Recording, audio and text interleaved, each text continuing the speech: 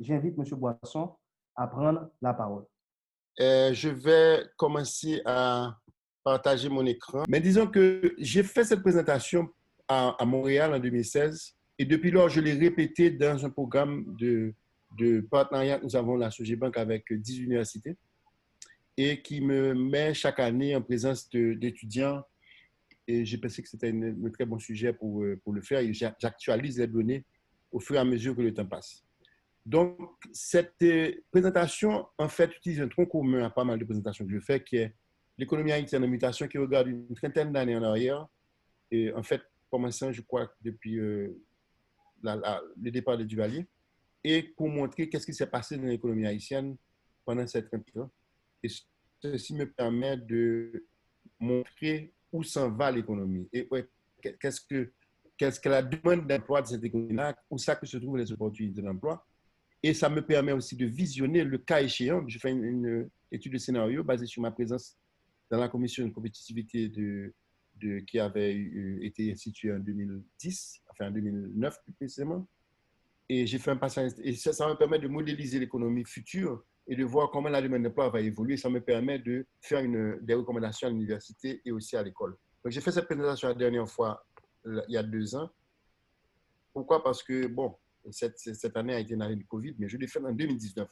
J'ai fait en 2019 la dernière présentation basée sur les données de 2018. Donc, ce que je vais faire, je vais rapidement parcourir cette présentation, m'étendre un petit peu sur les concepts aussi pour que toute la salle soit à niveau. Et ensuite, après, je ferai aussi, je finirai ce qui n'est pas inclus dans cette présentation par une situation internationale qui se passe dans le monde, notamment au niveau de la révolution de l'information.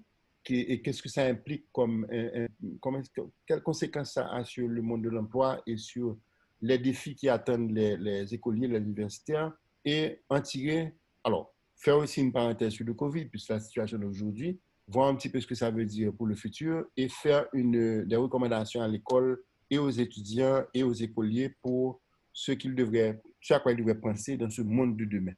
Donc, c'est ça essentiellement ce que je vais faire. Donc, je vais commencer rapidement. J'espère faire une vingtaine de minutes de présentation et ensuite, après, prendre vos questions. Entre 20 et 30 minutes et prendre vos questions. D'accord. Donc, ce que je dirais d'abord, c'est un état des lieux. Haïti 2018, c'est la même chose qu'Haïti 2020, finalement. C'est le pays le plus pauvre de l'hémisphère avec une population de 11 millions d'habitants, qui est une population relativement grande à l'échelle caribéenne, mais petite à l'échelle mondiale. Avec une superficie de 27 500 km², c'est une des plus fortes par kilomètre. Le PIB haïtien est évalué ce qu'on appelle en parité de pouvoir d'achat, c'est-à-dire c'est comme si tous les pays avaient les mêmes prix, pas vrai, et qui sont les prix américains. Et à ce moment, on évalue le PIB sur cette base-là. Donc le PIB haïtien qui est un PIB enfin nominal de 9,5 milliards, il est de 870 dollars par habitant en 2018, un taux nominal, c'est-à-dire un dollar nominal, de 1818 en parité de pouvoir d'achat, comme je vous ai dit, qui est un prix américain. C'est un pays qui a une très faible croissance, 1,5% pour cette année-là, l'année dont je parle, c'est l'année 2018, et un chômage à peu près de 40% de la population active, qui est une population d'environ 3 millions d'habitants. Enfin, de la population active, de la force, c'est-à-dire de la population occupée. L'indice de développement humain qui combine le PIB par tête, mesuré en parité de pouvoir d'achat. Et alors, j'expliquerai plus loin comment on calcule ce PIB dans un slide après. Le développement humain, c'est un indice qui va de 0 à 1 et qui mesure la combinaison de 3 choses. L'économie, c'est-à-dire la richesse économique, qui est mesurée par le PIB par tête d'habitant. L'indicateur de santé classique, qui est l'expérience de vie à la naissance, mais qui reflète d'autres indicateurs de santé. Et l'indicateur de l'éducation, qui est la scolarité et le nombre d'années de scolarité. Et ceci permet de faire un combiné qui donne un indice qui va de 0 à 1. Ce T10 de 0 à 1, bon, pour les pays riches, c'est-à-dire les pays vraiment développés qui ont un bon indice de développement humain, ça commence aux alentours de 0,89. Il y en a qui sont à 0,92, 0,93. L'indice moyen pour le monde est à peu près à 0,71 et les pays pauvres, surtout les pays d'Afrique qui sont les plus pauvres, sont aux alentours de 0,50. Haïti a un indice de 0,50 justement, qui est presque proche des indices africains et qui est le 168e sur 189. Donc nous sommes au bas de l'échelle 168e pire pays en termes d'indice de développement humain, sans surprise, par rapport à 189 pays mesurés. Le deuxième indicateur qui est de plus en plus important dans ma tête et qui explique beaucoup de situations dans les pays, c'est ce qu'on appelle le coefficient Gini. Qu'est-ce que c'est que le coefficient Gini? C'est un coefficient aussi qui va de 0 à 1, mais alors que l'indice de développement humain va de 0 à 1 avec les plus élevés, les meilleurs, c'est l'inverse. Pour le coefficient d'inégalité, le coefficient Gini, ça va de 0 à 1, mais 0 c'est le meilleur. 0 veut dire que tous les habitants auraient le même revenu. Hein? Ça n'existe pas au monde, mais c'est ça qui serait 0. Et le 1, ça serait qu'un seul habitant possède toutes les richesses du pays. Donc, 1 n'est pas non plus, c'est un scénario irréaliste, mais disons, entre 0 et 1, les pays, par exemple, qui sont où il y a une qualité de vie très élevée, comme par exemple les pays nordiques, le Danemark, la Suède, la Hollande et l'Islande, ce sont des pays qui sont à l'entour de 0,24, 0,23, 0,24, alors que, à l'inverse, les pays comme Haïti est le 4e pays au monde, a un coefficient de 0,61, 0,68. OK? Donc, ça vous donne une idée. Je dois vous dire que les États-Unis sont mal classés et de plus en plus mal classés. C'est un des pays qui aujourd'hui inquiète en termes d'égalité.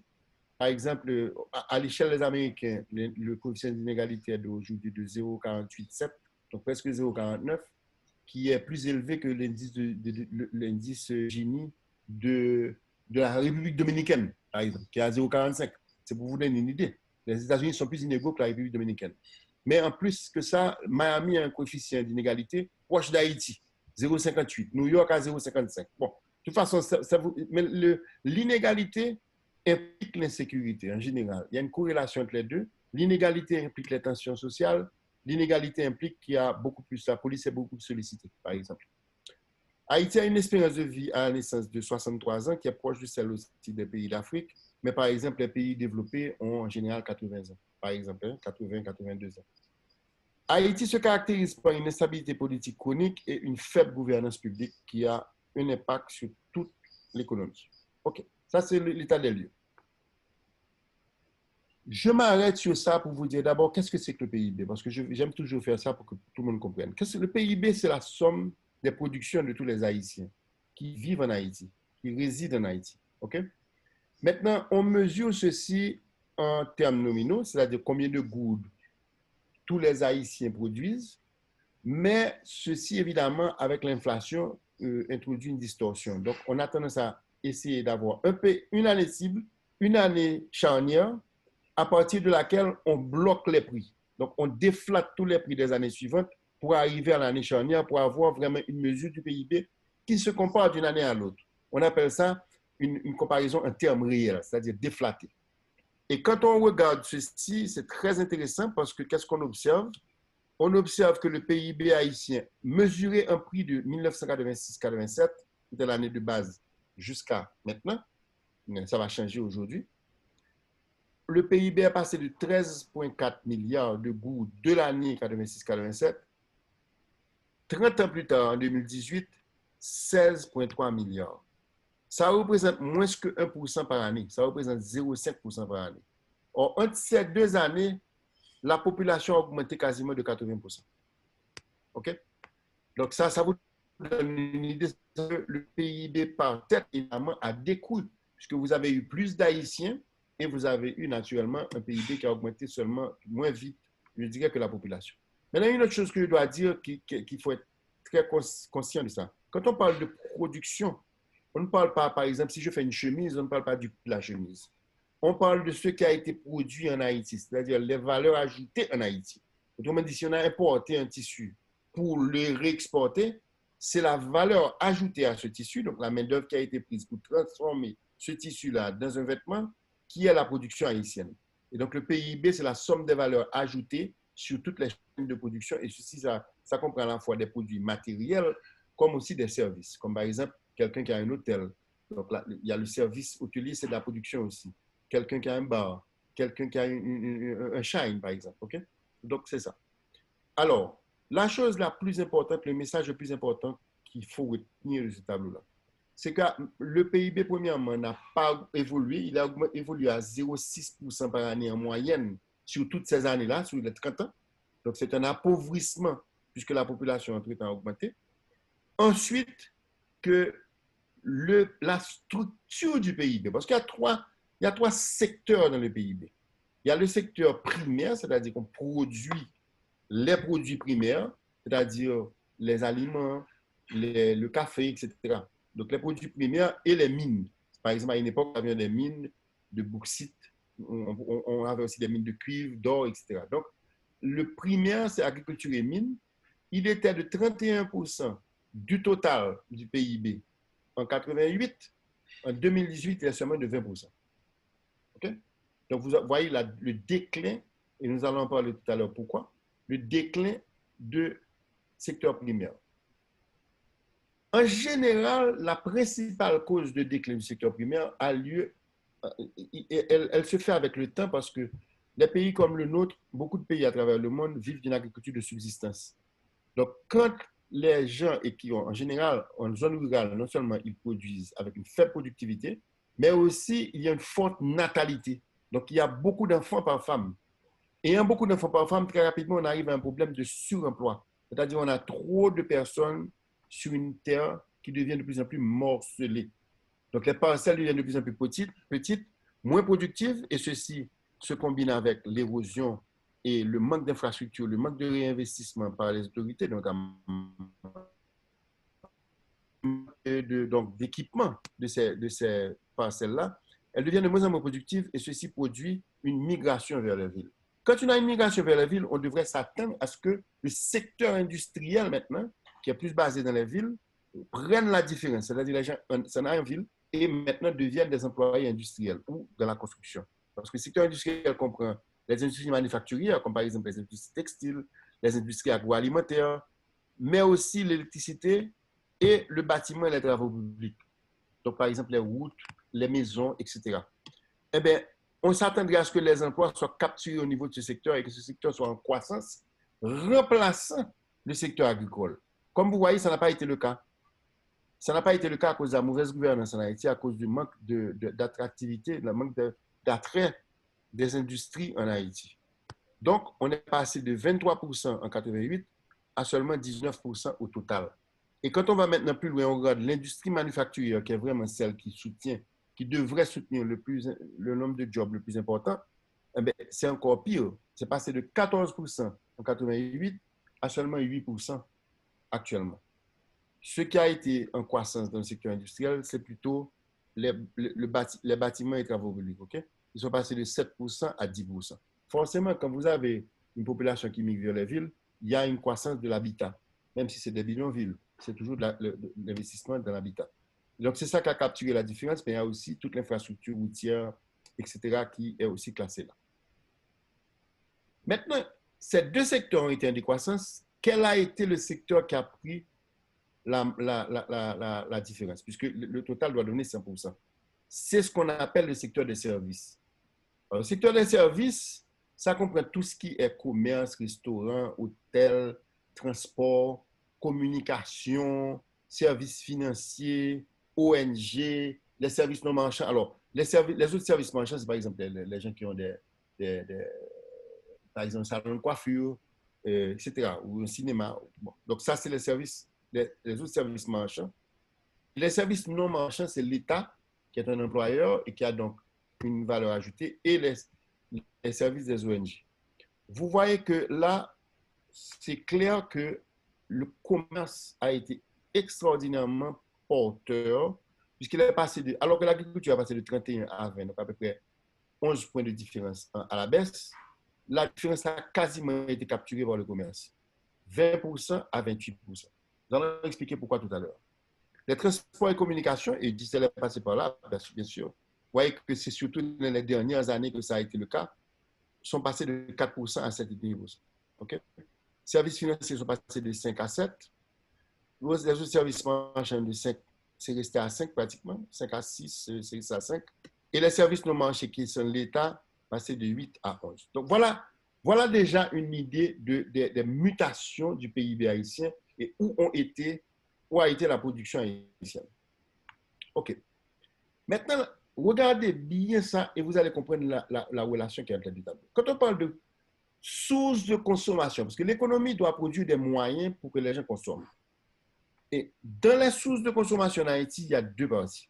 Il y a la partie production, donc production biens et services, mais il y a aussi la partie dollars qui nous viennent de l'extérieur et qui n'ont pas été produits en Haïti. Comme par exemple, si nous avons des emprunts, s'il y a des investissements. Mais aussi, et vous allez voir, c'est le plus important, les dollars qui proviennent de la diaspora. OK? Alors, ça a été extraordinaire parce que, alors que vous vous souvenez qu'on est passé de 13 milliards de gourdes, alors là, ce tableau, par contre, c'est un dollar, puisqu'il s'agit de flux internationaux. C'est un tableau sur les flux internationaux. Quand vous voyez ce tableau-là, d'abord, il faut comprendre que je fais ce tableau pour qu'il soit simple en deux parties. Combien de dollars nous avons reçus, comment nous les avons utilisés. Donc, source et utilisation. Les dollars reçus sont passés de 500 millions de dollars américains, toutes sources confondues. En 1984, au moment où la dernière étude pré-départ du Duvalier, avant le départ de Duvalier, il y a une étude de la Banque mondiale qui est basée en 1985, qui a été basée sur les données de 1984, qui a montré que nous recevions à l'époque 514 millions de dollars en Haïti. Toutes sources confondues, dont 215 millions de dollars d'exportation, 104 millions de dollars provenant du tourisme, puisque c'est les dollars qui nous viennent des touristes. Les transferts de la diaspora étaient de 45 millions en net. Ça veut dire qu'avec 85 millions qui nous étaient envoyés, et nous renvoyons 40 millions de dollars, parce qu'il y a aussi des transferts allant vers l'extérieur. La différence donnait 45 millions de dollars. Les dons que nous recevions étaient de 86 millions de dollars. Capitaux et revenus était négatif, ça veut dire quoi? C'est-à-dire qu'il y avait plus de capitaux qui s'en allaient que de capitaux qui venaient. Et capitaux publics, 77 millions. Regardez ce qui s'est passé en 30 ans. On est passé de 514 millions à 5 milliards 461. 5 milliards, ça veut dire qu'on a eu 10 fois plus de dollars à entrer dans le pays. Alors, c'est là que se trouve l'économie haïtienne. L'économie haïtienne a stagné dans sa partie production, mais a reçu 10 fois plus de devises qu'elle ne recevait en 1984. Et vous voyez que ça fait 5 milliards de différence, à peu près 4 milliards 947. Et j'ai fait un taux composé de croissance, ça représente 7,2% par année. Alors que nous avions un taux de croissance pour l'économie de 0,6% par année. Sûrement, ce n'est pas mesuré dans la même monnaie, mais c'est quand même comparable parce que ça, c'est une donnée dollar qui a une très faible inflation, donc c'est à peu près les mêmes dollars, alors que c'est dans le cas c'était des gouttes, mais des gouttes fixées à une année. Donc, qui ne sont pas déflatées qui ne sont pas grossis par l'inflation. Et regardez ce qui s'est passé. Nous avons une assez bonne performance en matière d'exportation parce que nous sommes passés de 215 à 1 milliard. C'est quand même pas mal, mais avec un taux de croissance de 5%. Donc, c'est qui est moins que le taux de croissance de la moyenne, qui est 7%. Et vous regardez maintenant le tourisme n'a pas une mauvaise performance non plus. Parce que même si, en fait, nous aurions pu avoir bien mieux, mais vous remarquez qu'on est passé de 104 millions de dollars de tourisme en 1984 à 571 en 2018. Alors, on a besoin de vous dire qu'à partir du pays LOC, ceci a drastiquement changé. Parce qu'aujourd'hui, on est quasiment à moins de la moitié. Alors, aujourd'hui, en 2019, en 2020, bon, on aura encore une très forte baisse parce que bon, le Covid arrête quasiment le tourisme. Mais disons qu'il y a une première moitié de l'année où nous avions quand même du tourisme. Mais on est à peu près, pour l'année 2018, à un tourisme de 511 et 2019, on a baissé de 45%. On est à peu près 345 millions de dollars. OK? Mais le tourisme, si on bloque ça à 2018, on voit qu'il a augmenté de 5% par année aussi. Et voilà les transferts. Les transferts ont quasiment augmenté 3 fois plus vite que le tourisme. C'est-à-dire, alors que nous recevions 45 millions de dollars net, en 2018, nous recevons près de 3 milliards. 2 milliards 905 net. C'est 3 milliards 2, moins à peu près 250. 3 milliards 150 à moins 250 de transferts en allant vers l'extérieur. Donc, définitivement, la variation de 4 milliards 947, pratiquement 60%, presque 60% de cette variation provient des transferts. Donc, c'est la chose la plus importante à retenir de l'économie haïtienne. Alors, j'appelle toujours ce tableau je qualifie ça en disant l'Haïtien vote avec ses pieds. Quand l'Haïtien a pris son indépendance, qui était une indépendance flamboyante, mais 95% de la population haïtienne a voté avec ses pieds, parce qu'elle a été vers les montagnes. Ça, c'est une chose qui est pleine de leçons pour nous. Eh bien, aujourd'hui, la population haïtienne, je vous fais une parenthèse en disant ça, il y a à peu près 3 millions de personnes qui vivent à l'extérieur. On ne sait pas exactement combien. Il y a 11 millions de personnes qui vivent en Haïti. Les 3 millions de personnes qui vivent à l'extérieur génèrent, à mon sens, 30 milliards de dollars de PIB. Alors que les 11 millions qui vivent en Haïti génèrent 8 millions en taux nominal. Ou alors 9 millions, disons. Donc, 9 milliards par rapport à 30 milliards. Pourquoi? Parce que quand un Haïtien, sans avoir une éducation en plus, traverse l'océan, se rend d'Haïti aux États-Unis, dans l'espace d'un an après, sans avoir un diplôme, sans avoir bénéficié d'une éducation réellement supérieure, il passe d'un revenu familial de 180 dollars en Haïti par famille à un revenu facilement de 1200 à 1300 dollars en travaillant aux États-Unis, par exemple. Ce n'est pas vrai en Chili, les choses varient un petit peu avec les pays, mais les États-Unis représentent peut-être 80% des transferts entrants sur Haïti. Et donc, le fait de gagner cet argent-là, fait que la population d'Haïti vivant en Floride, vivant à New York, en envoyant seulement 10% de son revenu en Haïti, c'est vrai aussi du Brésil et du Chili et de la République dominicaine, alimente, fait venir en Haïti 3 milliards de dollars américains, qui représentent pratiquement 40% du PIB. Vous voyez ce que ça veut dire en fait? Disons un peu moins que 40, 35% du PIB. Donc vraiment, la source numéro 1 de consommation en Haïti s'appelle les transferts. Et c'est ça la plus grande mutation. C'est venu du fait que les Haïtiens ne trouvent pas de travail quand ils sortent de la zone rurale pour aller vers la zone urbaine, une partie d'entre eux migrent. Et cette partie d'entre eux qui migrent vers l'extérieur envoie 10% de son revenu en Haïti et ceci alimente toute une activité économique qui crée maintenant des activités commerciales, des activités de services essentiellement au niveau des micro-entreprises, c'est-à-dire les gens qui sont restés en Haïti trouvent de l'emploi dans les services liés aux dollars qui sont transférés par les gens qui viennent de là-bas. Donc voilà. Maintenant, les dons sont passés de 86 à 600, à peu près, 664. Tous les dons venant des ONG, les dons venant de l'extérieur. Aujourd'hui, Haïti reçoit même de la Banque mondiale, la Banque américaine, ça doit être dons. Tout ça est là. Les capitaux privés, on avait une année 2018 avec 310, mais croyez-moi, c'est un chiffre qui est beaucoup plus élevé que la réalité parce qu'il y avait une seule transaction là qui absorbait 400 millions de dollars. Donc, en fait, les capitaux privés, les investissements privés en Haïti sont très, très, très faibles. Ils sont de l'ordre de 100 millions de dollars, alors qu'à côté de nous, en République dominicaine, ils sont 2,5 et 3 milliards de dollars américains. Donc, ça vous donne une idée de la performance relative des deux économies. Et les capitaux publics sont devenus négatifs en Haïti. Pourquoi? Parce que nous en recevons moins que nous n'en payons. Parce qu'en 2018, on était encore en train de payer le plutôt caribé. Ça a cessé en termes de cash, mais c'est toujours le cas. Nous sommes obligés de payer cette dette-là, même si l'argent n'a pas été bien dépensé. Ces 5 milliards 4 correspondent à 5 milliards 6 et c'est 514 à 527 d'utilisation. C'est quoi les utilisations? Très intéressant de noter, les importations sont la grande majorité de ces utilisations. Alors, il y a une leçon là. Quand vous recevez des dollars, vous importez. Est-ce que votre production est bonne, pas bonne? Bon, ça n'a rien à voir. Il y a une égalité entre les sources et les utilisations. La seule différence entre ces deux chiffres, c'est les réserves. C'est comme une famille. Si la famille reçoit de l'argent qui est supérieur à sa consommation, elle va épargner en banque, va déposer la différence dans une banque. Et si c'est le contraire, elle va utiliser l'argent qu'elle a en banque. C'est exactement la même chose pour un pays qui n'est que la somme agglomérée des familles. Le pays reçoit des devises, il va les dépenser. Et une différence va rester en réserve internationale. Mais la variation des réserves, typiquement, représente un très faible montant, même quand il y a de grosses variations. Par exemple, sur un chiffre de 5,4, vous voyez que la différence entre 5,4 et 5,6, c'est 200 millions de dollars. Donc, 200 millions ne représentent que moins de 5%.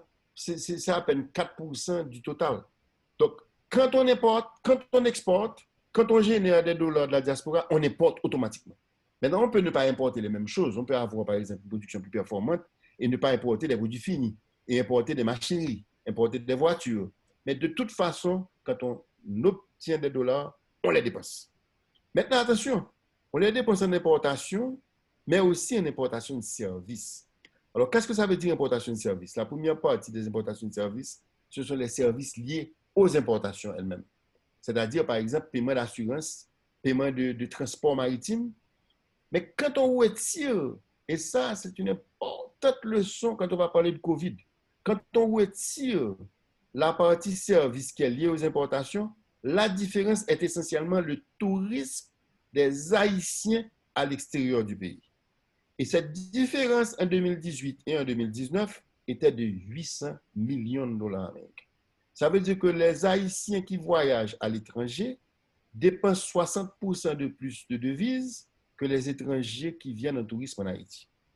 Retenez bien cette leçon-là parce que c'est une leçon extrême, qui est très mal connue, mais extrêmement importante en termes stratégiques. Voilà. Je me suis étendu beaucoup sur ces chiffres. Je vais aller plus vite pour le reste en vous disant ceci. Quelles sont les grandes mutations? Vous auriez pu presque écrire ce tableau à ma place.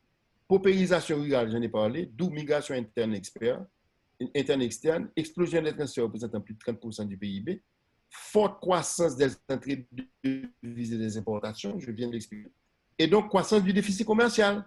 Donc quand vous dites que le déficit commercial est une mauvaise chose, ben écoutez, le déficit commercial, c'est nous exportons, mais nous recevons beaucoup plus de devises des choses que nous n'exportons pas, comme par exemple, nous exportons bon, allons dire que c'est une boutade, ça, nous exportons des hommes et des femmes.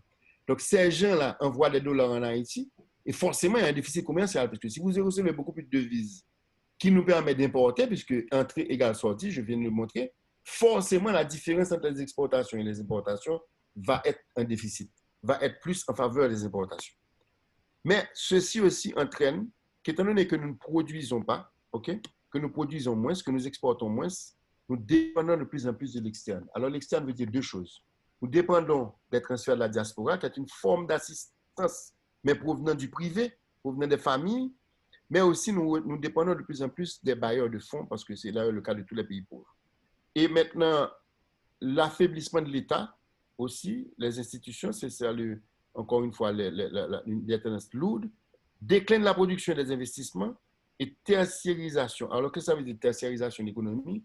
Ça veut dire que les services représentent aujourd'hui 61% du PIB. Et la majorité des emplois qui sont créés dans ce pays sont dans le commerce et sont dans les services. Mais qui est une situation qui, quelque part, c'est un fait, mais elle n'est pas souhaitable, on aurait dû avoir des politiques publiques pour changer la donne. Mais quel a été le rôle réel des politiques publiques au cours des 30 dernières années? Au lieu de se préoccuper de la production, le focus de l'État est la stabilisation. Ça veut dire quoi la stabilisation? Ça veut dire qu'on a eu peur de l'inflation. Parce que quand vous recevez beaucoup d'argent de l'extérieur, ou bien que vous créez beaucoup d'argent vous-même, on a le classique d'avoir trop d'argent pour le bien. Donc, le prix des biens augmente. Et c'est ça le prix des biens qui augmente, c'est l'inflation. Donc, l'inflation est un des dommages. Les gens deviennent de plus en plus pauvres. Parce qu'il y a des numéros. Mais on a aussi une des inégalités, on combat l'inflation. Mais combattre l'inflation, qu'est-ce que ça veut dire? Externe, donc dépendance externe et des transferts des immigrés. Donc, on a eu des actions, mais avec une stabilité du taux de change. Maintenant, ce n'est pas vrai des 2 dernières années.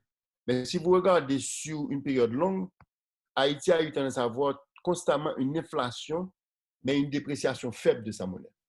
OK? Ça n'a pas été vrai depuis, je dirais, 3 ans. Et ceci renforce la goutte. Alors, ça, c'est assez complexe. Je vais l'expliquer en termes très simples. Étant donné que vous avez beaucoup de dollars qui rentrent dans le pays, ces dollars doivent être échangés en gouttes pour payer des salaires, pour payer des transactions internes. Et donc, il y a une demande pour les gouttes. Mais si vous raréfiez les gouttes, la goutte va devenir de plus en plus en demande. Elle va devenir plus chère. Et ceci se traduit par quoi? Ceci se traduit par un taux de change qui reste relativement stable. Parce que vous avez beaucoup de dollars. Par exemple, Si je parle de 2003, quand Aristide est parti, on avait un taux de change de 42 gouttes.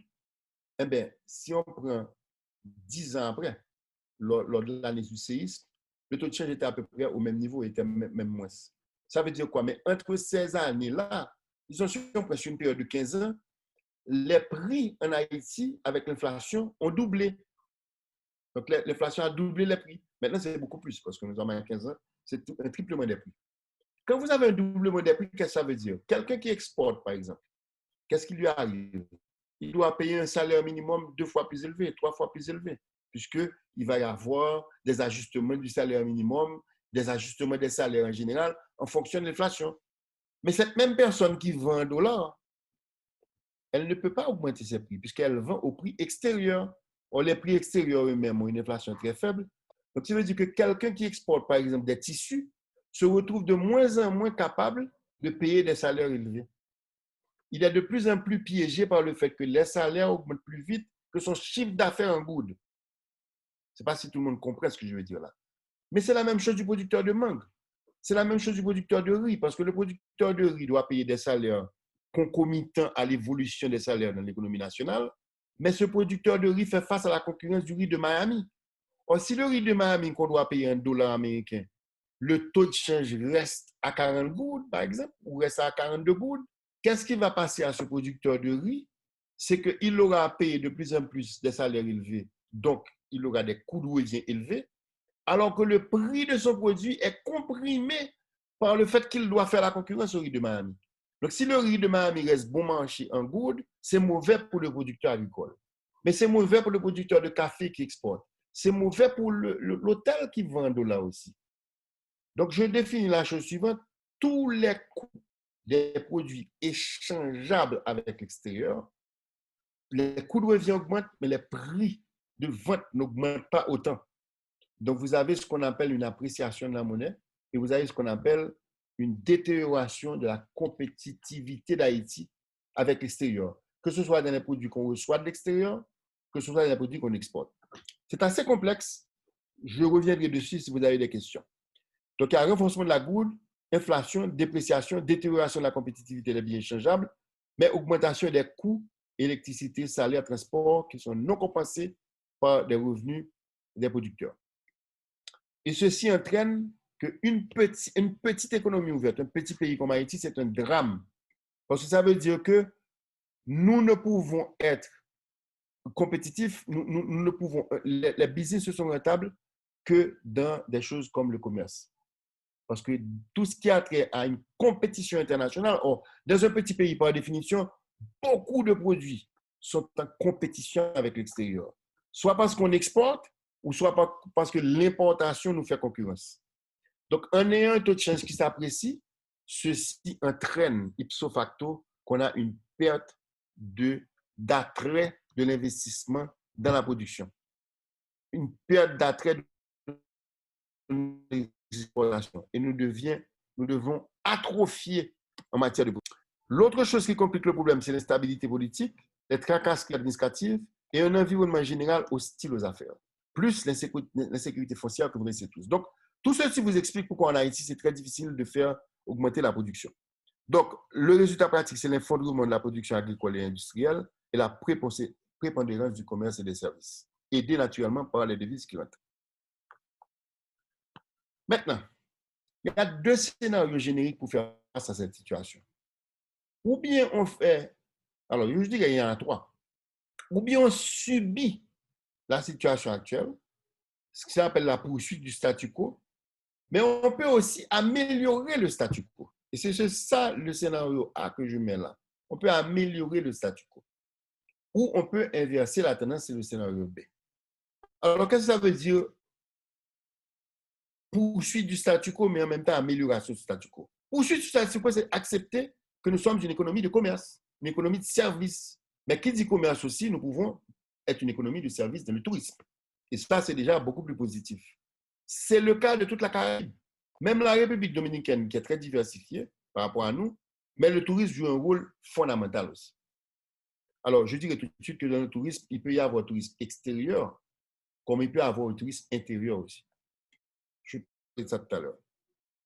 Migration organisée. Nous avons tendance à migrer de façon folle et de façon non organisée. Mais un pays comme les Philippines organise sa migration. Et si on organise notre migration, on pourrait avoir des contrats de travail, des contrats d'émigrés. On pourrait aussi répartir les immigrés davantage sur tous les États-Unis au lieu de, par exemple, envoyer seulement à Miami et à New York. Mais pour faire une économie, alors à part la migration organisée qui elle-même serait beaucoup plus profitable et qui pourrait aussi développer aussi des outils, intéresser ces gens, les gérer, les intéresser à investir dans leur pays, etc.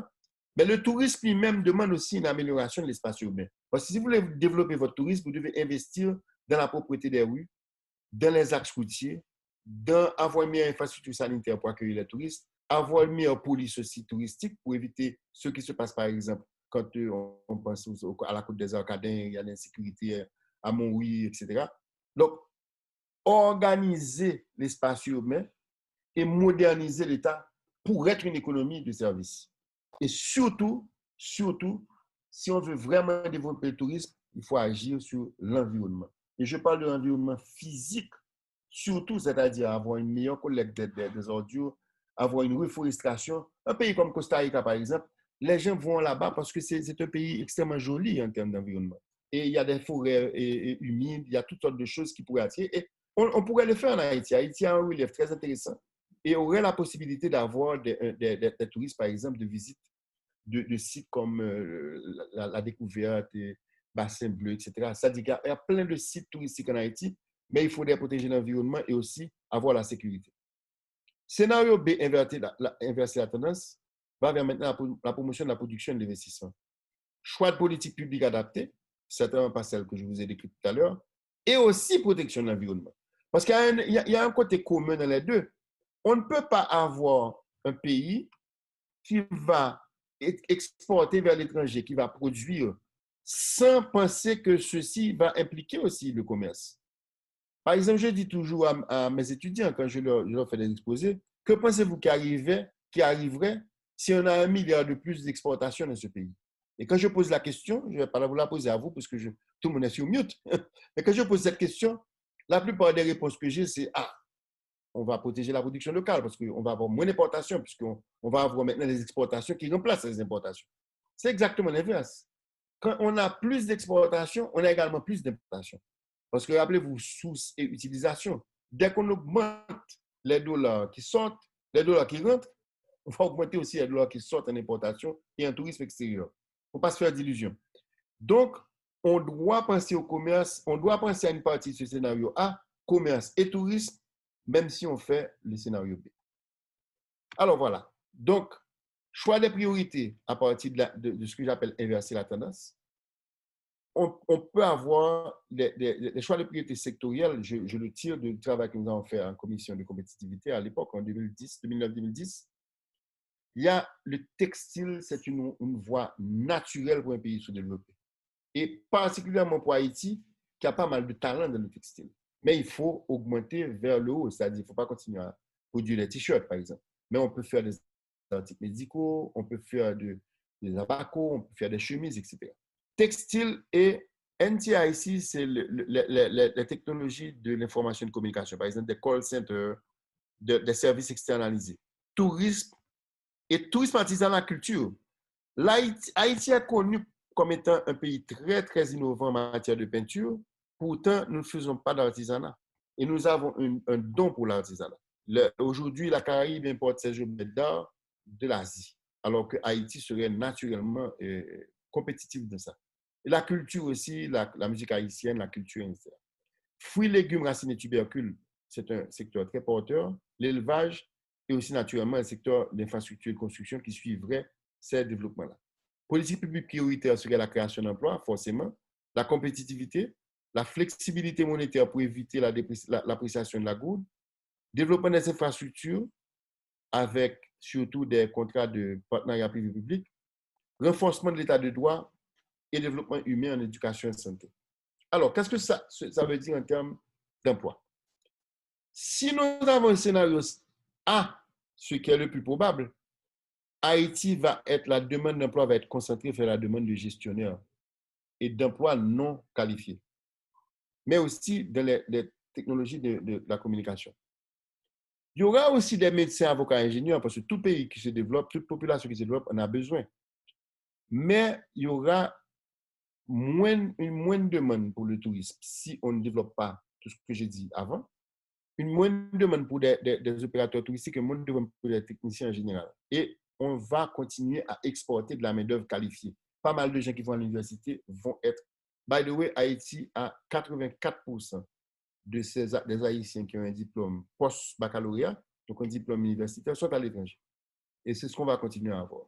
Par contre, dans le scénario B, qui est la relance de la production, on va commencer à avoir une demande plus diversifiée d'ingénieurs, d'agronomes, de chimistes, de techniciens, de touristes, artisanat, etc. Et une meilleure absorption de la main-d'œuvre avec l'émergence d'une classe moyenne. Ça veut dire quoi? Bon, alors pour la recherche, je ne vais pas trop m'étendre dessus. Ça veut dire que nous allons avoir dans ceci aussi à accentuer aujourd'hui sur une meilleure gouvernance, recherche sur quelle est la meilleure constitution qu'il faut à Haïti, recherche sur la réforme foncière, sur l'appareil fiscal, sur le droit des affaires et sur ce que j'appelle les zones économiques spéciales pour privilégier des développements comme par exemple la zone nord, la zone du plateau central, etc., pour pouvoir avoir des zones économiques attirant l'investissement.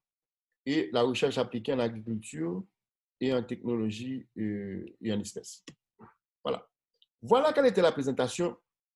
Je ne vous dis pas encore merci. Je vais maintenant vous dire 2 ou 3 points additionnels à cette présentation que vous devez retenir. Premièrement, j'ai fait cette présentation pour relier ma vision de l'environnement haïtien avec la demande d'emploi et avec ce que les étudiants, qui le plus souvent assistent à cette présentation, devraient penser en termes de quel marché du travail les attend. Et aussi l'université elle-même, qu'est-ce qu'elle devrait contribuer pour faire que ces produits à elle, donc ses étudiants, répondent au marché réalistement. Parce que pour le moment, ce n'est pas le cas. Pour le moment, la plupart des universités haïtiennes forment des talents pour l'étranger. Ils forment des gens qui, quand ils restent en Haïti, ne trouvent pas facilement à s'insérer dans le milieu du travail. Donc ça, c'est une leçon aussi pour l'université. Maintenant, il y a quand même quelque chose dans le monde qui se développe auquel je vais m'attacher maintenant. C'est que de plus en plus, et qui va s'accentuer avec la crise du COVID-19, de plus en plus, la révolution technologique, particulièrement depuis 2007, je dirais, 2007-2008, change les façons de faire. Même dans la médecine, même dans le droit, même dans la finance, de plus en plus, en utilisant l'intelligence artificielle, en utilisant les applications, on remplace les modes de travail et les emplois actuels. Ceci est une menace pour l'emploi, bien sûr. Mais aussi, ça introduit aussi le fait que de plus en plus se développe une économie d'auto-emploi.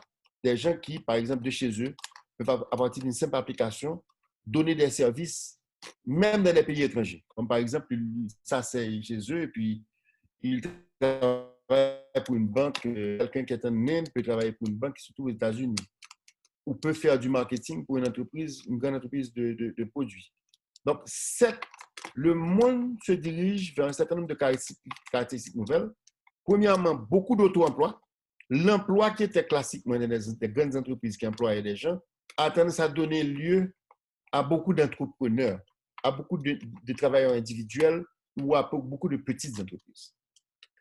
Ensuite, nous avons une situation aussi où le monde devient de plus en plus global, de plus en plus compétitif, et la compétition est vraiment très dure. Okay?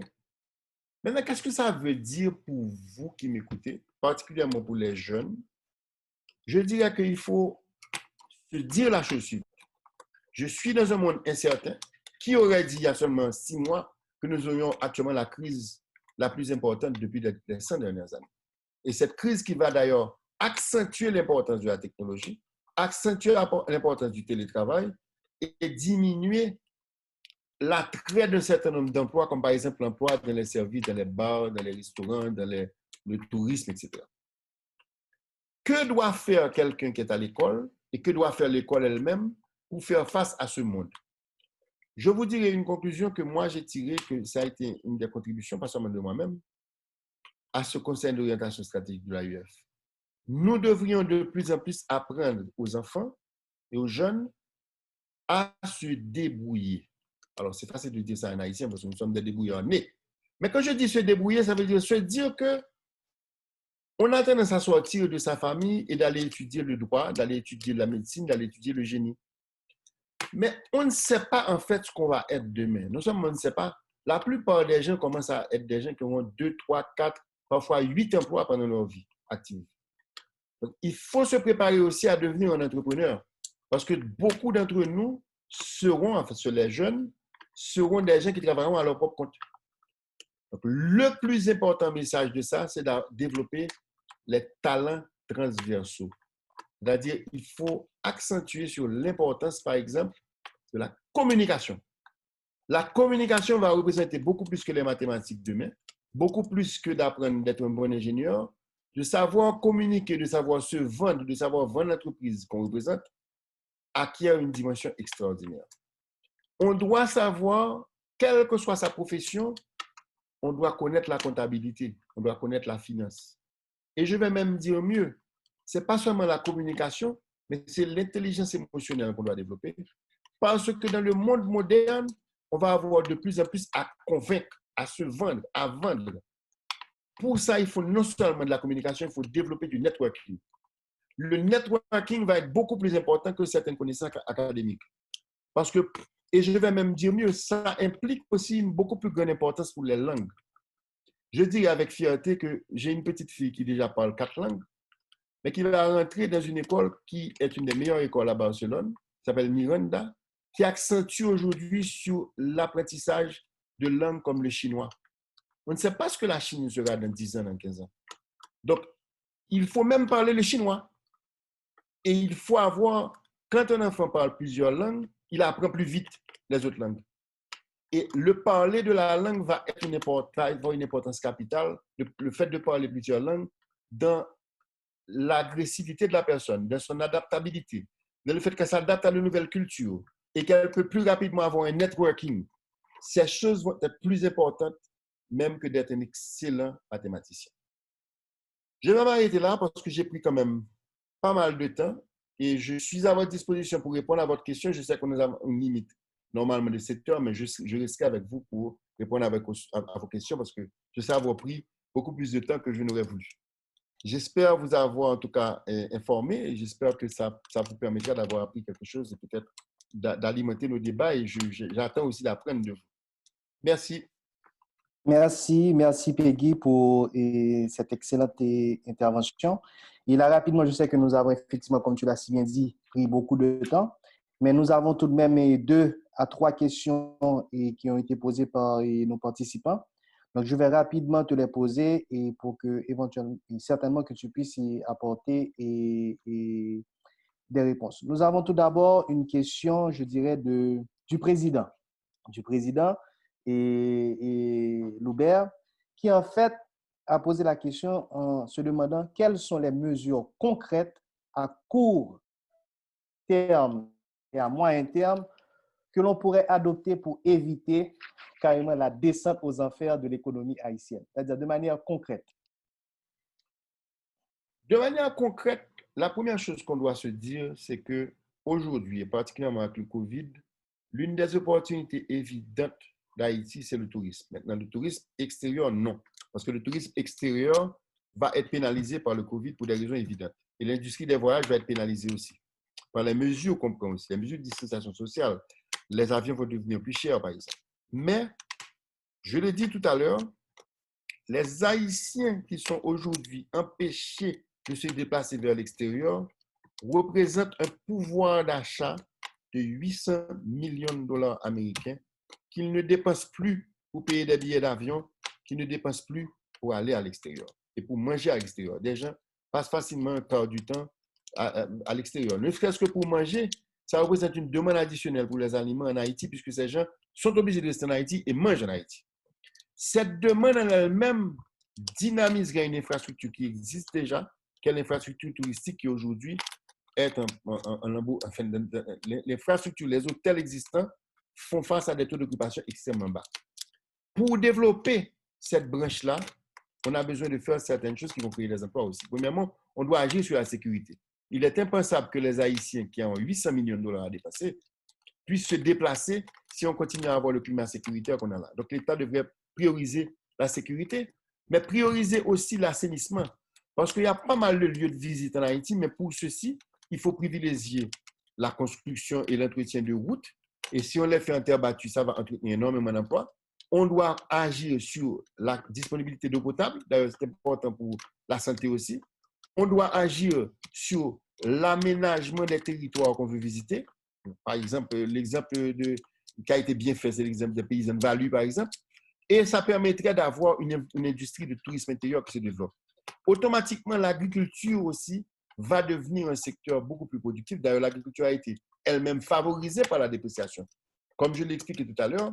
Donc, l'agriculture est un autre secteur et je dirais naturellement l'infrastructure. Et ça, c'est pour moi, dans l'immédiat, ce qu'il faudrait faire.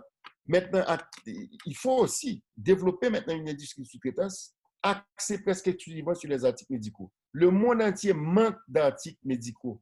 Ça a été une des leçons, une grande leçon de la crise du COVID-19. Donc, nous devons passer d'une industrie qui était essentiellement textile vers une industrie qui sera essentiellement axée sur les articles médicaux. Pour le moment, à court terme, c'est ce que je recommanderais. À long terme, évidemment, ça, c'est les politiques publiques que j'ai déjà indiquées qui doivent stimuler l'apparition d'une industrie et d'une agro-industrie potentiellement rentable et pouvant absorber de l'emploi. Merci, Peggy, pour ta réponse. Et je pense qu'il y a Jean-Marc Lemoule qui avait posé certaines questions disant que qu'est-ce qui empêchait de tenir l'équilibre économique en Haïti. Je pense que dans cette réponse que tu viens de donner, il retrouve également une certaine réponse. Mais également, il posait la question, pourquoi on n'aurait pas fait le choix et vraiment, pourquoi c'est difficile, et je pense également que tu as apporté la réponse, de faire le choix du tourisme, de vraiment axer la politique économique, je dirais, haïtienne pour booster l'économie autour du tourisme. Et je pense que dans ta réponse, tu as également apporté les réponses. Mm-hmm. Et le tourisme aussi, la monnaie rend le tourisme plus compétitif parce qu'il vend en dollars aussi. N'oublions pas ça. Le tourisme a été pénalisé comme l'exportation, comme la production agricole, par une monnaie trop forte. Mais maintenant, c'est sûr que le tourisme, nous sommes un pays particulièrement riche en histoire et en relief accidenté. Donc, nous avons un potentiel touristique extrêmement valable en Haïti. Donc, pour faire ça, il faudrait vraiment un plan stratégique de développement du tourisme et de l'économie en général axé sur ça. Sur le tourisme, entraîner l'artisanat, entraîner la valorisation des industries créatives, de la musique et de tout ça qui crée des emplois également. Et nous avons une question également de notre DRR nominé, Mackinson Pierre-Louis, qui également posait la question, et clairement, comment peut-on augmenter notre PIB de manière plus significative, contrairement aux 30 dernières années? Parce que je pense qu'il y a eu des bribes de réponses. Je vais les résumer de la façon suivante. La première chose qu'il faut se dire, c'est qu'Haïti est un pays pauvre, une petite île. C'est une île, OK? Ça veut dire que c'est un pays qui est ouvert sur l'extérieur et qui a très peu de choses qu'il consomme qui sont vraiment produites en Haïti, à part les aliments. Donc, quand vous êtes une petite économie ouverte sur l'extérieur, dans la première phase de votre développement doit être axé sur les exportations. Et le tourisme est une forme d'exportation. Donc, la stratégie devrait être de produire pour le marché extérieur parce que ce marché extérieur est à 1000 km d'Haïti, 1000 km, et a le plus gros marché au monde qui s'appelle les États-Unis d'Amérique.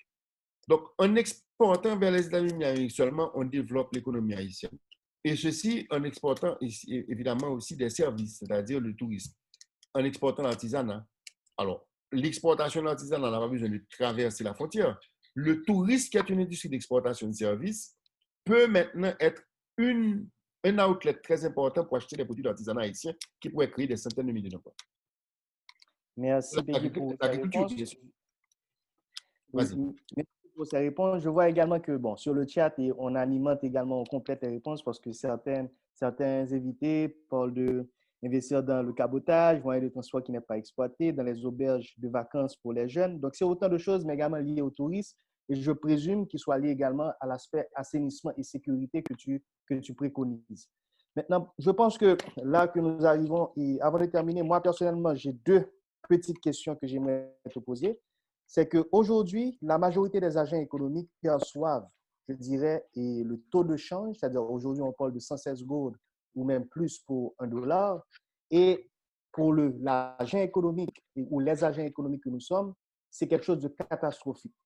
Dans ta présentation, on voit également, on peut voir en filigrane que, en fait, tu préconiserais effectivement, en fait, ceci devrait représenter pour nous un avantage si nous prenons d'autres dispositions. Est-ce que tu pourrais un peu expliquer en quoi cette dépréciation, je dirais, disons, de notre monnaie, représenter pour nous un avantage et qu'il n'est pas aujourd'hui?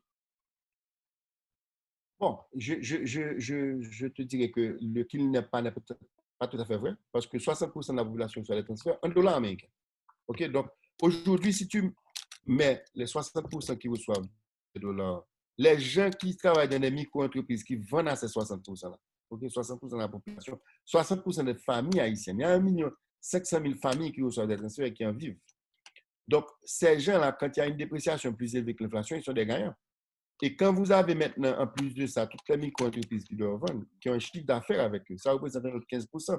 Ensuite, les gens qui sont dans les mangues, qui sont dans le café, qui sont dans la production de riz, dans la vallée de l'Artibonite notamment, dans le sud, tous ces gens sont favorisés par une dépréciation. En fait, la population haïtienne dans son ensemble est beaucoup plus une population qui reçoit les revenus, soit en dollars équivalent, que en goud. En fait, sur les 1,5 million personnes employées en Haïti, il n'y a que 300 000 qui sont employés par le secteur formel. À peu près 200 000 dans le privé et 100 000 dans l'État. Donc, mais attention, effectivement, les gens qui touchent en goud et qui ne sont pas ajustés de l'inflation sont pénalisés. Maintenant, attention, si ça veut dire qu'il faudrait d'abord combattre l'inflation, parce que quand on a une inflation importante, elle dévalorise davantage le produit de ceux qui gagnent en goud. Donc, il faudrait d'abord lutter contre l'inflation, c'est certain. Il faut lutter contre l'inflation. Il faut avoir une petite dose d'inflation, mais pas une trop grosse dose d'inflation. Et maintenant, avoir un taux de change qui rattrape les différences entre l'inflation haïtienne et l'inflation américaine. Ça permet de préserver la compétitivité et de faire des ajustements salariaux pour ceux qui gagnent un good. Mais il faut pour ça que l'économie soit porteuse. Je te signaler que l'État est dans la même situation que les exportateurs, parce que 75% des recettes de l'État, c'est de la taxation sur les importations. Donc, en fait, l'État gagne aussi un dollar équivalent. Normalement, naturellement, il y a l'évasion fiscale, il y a la contrebande, etc. Mais un État bien géré aujourd'hui, il a plus de revenus quand le taux de change est déprécié. Parce que c'est un taux de change qui va ajuster les valeurs en douane. Donc, il faut faire très attention. Et quand on regarde Haïti, quand on regarde la République dominicaine à côté de nous, qui est un pays 10 fois plus gros que nous, la dépréciation de la République dominicaine de 2004 à nos jours a été aussi élevée que celle d'Haïti. On est passé de 28 pesos à près de 60 pesos aujourd'hui, à 58 pesos aujourd'hui. Donc, on a plus que doublé le taux de change. On est passé de 40 gouttes. Maintenant, c'est vrai que ça va beaucoup plus vite en Haïti à cause d'un désordre. Je ne préconise pas ce désordre-là.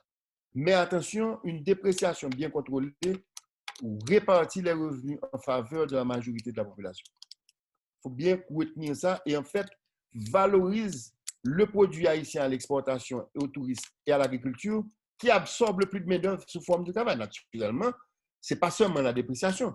Il faut avoir quand même une politique axée vers l'infrastructure, vers l'amélioration du climat d'investissement en général. Ce n'est pas seulement le fait de déprécier qui va permettre automatiquement d'en tirer parti. Merci, Peggy, pour ces réponses. Et nous avons encore deux dernières questions. Il y a une question d'une éducatrice, je dirais de Anne-Carie Théo, qui est faite, pose la question, quel peut être l'apport du secteur privé pour inverser la tendance? Ça, c'est sa première question, mais elle a également posé la question, qu'est-ce qui empêcherait aux économistes de proposer, même d'encourager les écoles et les universités à proposer de nouveaux contenus de formation? Donc, ce sont ces deux questions posées par l'éducatrice, et si tu peux noter. Et nous avons un médecin, c'est notre PDG et Robert Léger, qui pose la question en disant, quand on parle de 40% du taux de chômage, le secteur informel est-il inclus dans les 60% qui travaillent? Bon, donc, ça fait plusieurs questions, donc je ne sais pas si plusieurs questions. C'est-à-dire, la première, c'est-à-dire que Anne-Carie demande qu'est-ce qui empêcherait aux économistes de proposer OK. de nouveaux contenus et, je dirais, aux écoles de formation et d'université? OK. Et également, quel serait l'apport du secteur privé pour inverser la tendance?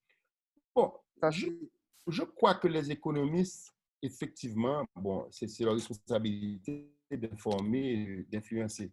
Moi, personnellement, c'est une activité dans laquelle je me suis assez beaucoup.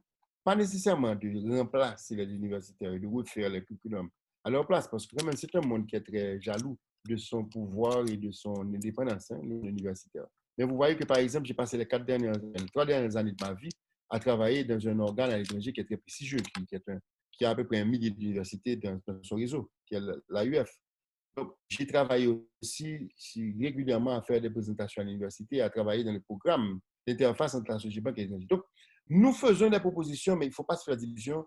Ce qui va déterminer l'université, ce sont les gens qui travaillent, ce sont les propriétaires et les patrons, les techniciens d'université, mais aussi les familles. Or, paradoxalement, la chose, c'est que les familles, ce sont elles aussi, oui, qui demandent le curriculum traditionnel. C'est-à-dire qu'ils aimeraient que leurs enfants soient un médecin, ingénieur ou partent à l'étranger.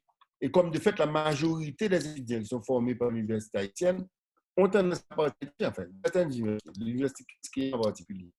Donc, ce n'est pas parce que les économistes vont consigner les curriculums.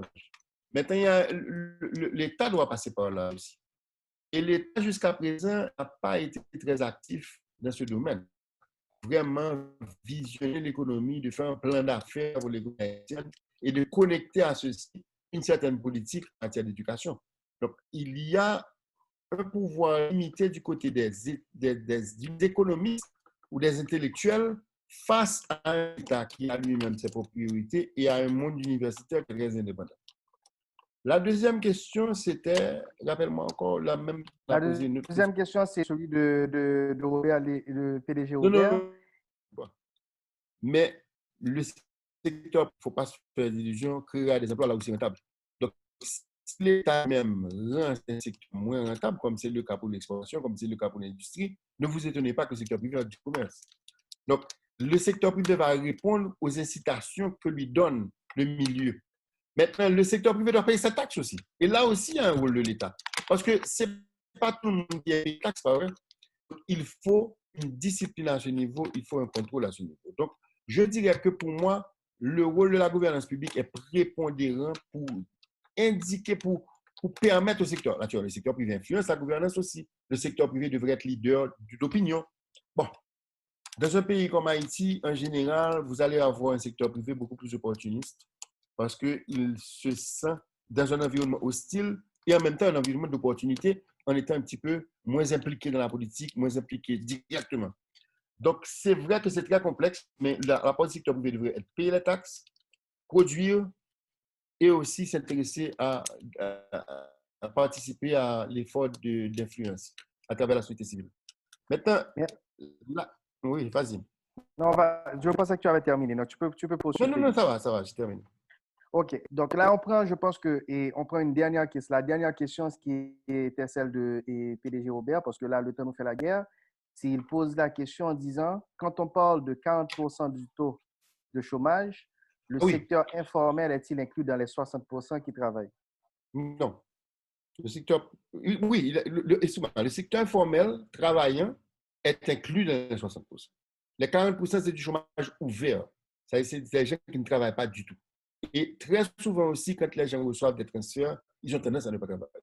Parce que ce qui arrive, les enquêtes l'ont prouvé, les gens qui envoient des transferts, étant des pauvres, ce sont les pauvres qui transfèrent aux pauvres, ce pas des riches, ont tendance à se désintéresser à envoyer des transferts à leur famille si la famille se débrouille, si la famille a des revenus.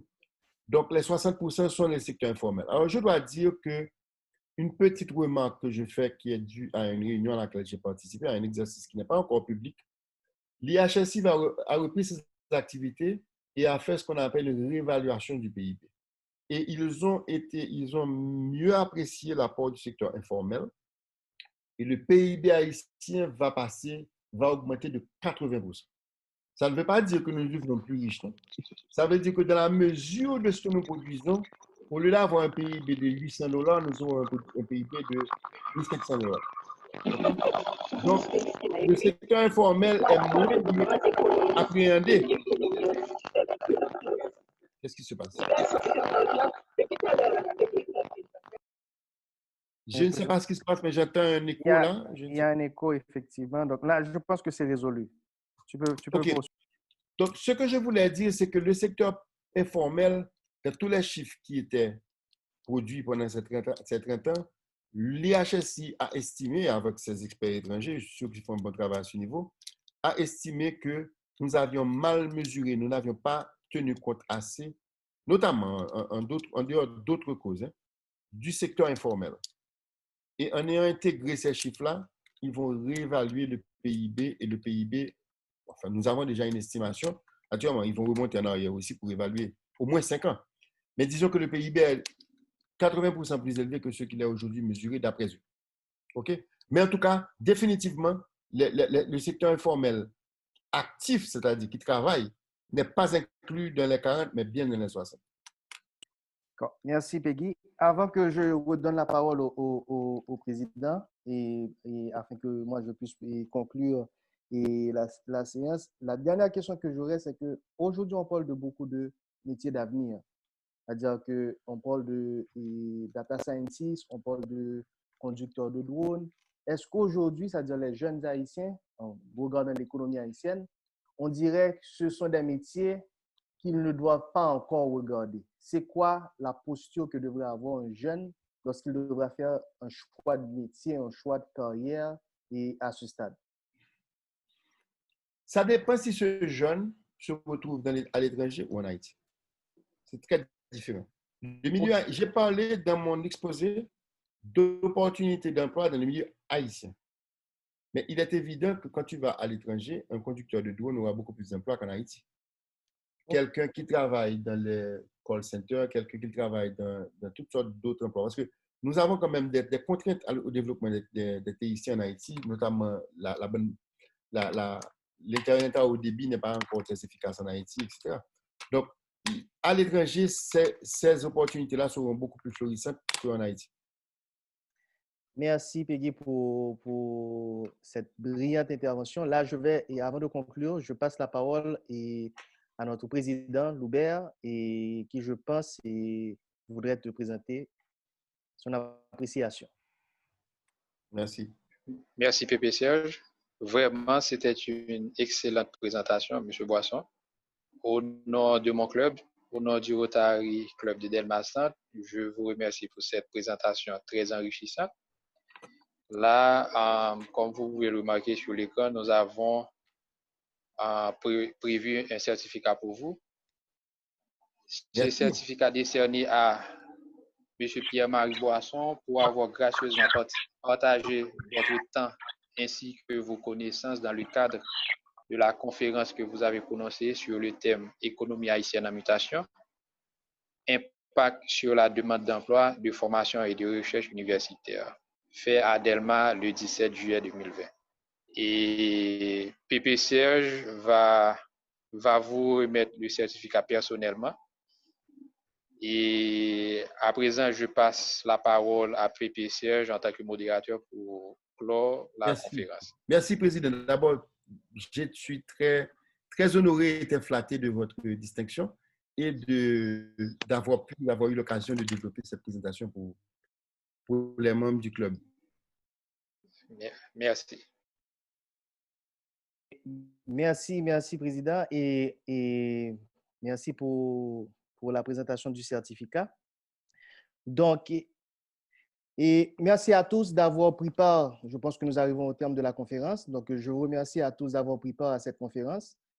Et je prendrai tout de même le soin de remercier notre sponsor, Connexio, qui a supporté cette activité. Et je rappelle que Connexio est une jeune start-up et qui rentre d'emblée dans ce que M. Boisson vient de présenter en parlant qu'il faut des entrepreneurs qui prennent des risques, surtout avec les TIC. Et Connexio est un répertoire de professionnels et de prestataires basé en Haïti. Et un grand merci encore, je ne cesserai de le répéter, à M. Boisson pour sa disponibilité et son sens du partage. Je pense que ce fut une conférence de qualité et très informative qui, nous l'espérons, vous permettra de mieux guider vos choix et saisir de nouvelles opportunités. Et maintenant, vous savez, nous sommes un club Rotary, nous servons notre communauté. Donc, j'invite à tous ceux, surtout les non-rotariens, qui veulent en savoir plus sur le Rotary ou bien même nous aider à contribuer à nos œuvres, de visiter, de nous suivre sur notre site Internet et les réseaux sociaux et poursuivre nos activités et contribuer à la réalisation de nos œuvres dans nos communautés. Parce qu'il y a beaucoup de choses à faire dans ce pays et je pense que les clubs Rotary peuvent apporter leur contribution. Donc, on vous invite vraiment à nous suivre et à nous aider. Cette conférence également nous a aidés. Donc, encore merci à tous et encore merci Peggy d'avoir accepté au pied levé de prononcer pour nous cette conférence. Et merci pour tous les commentaires que j'ai lus sur le chat. C'est vraiment, ça fait chaud au cœur. Merci encore à tous.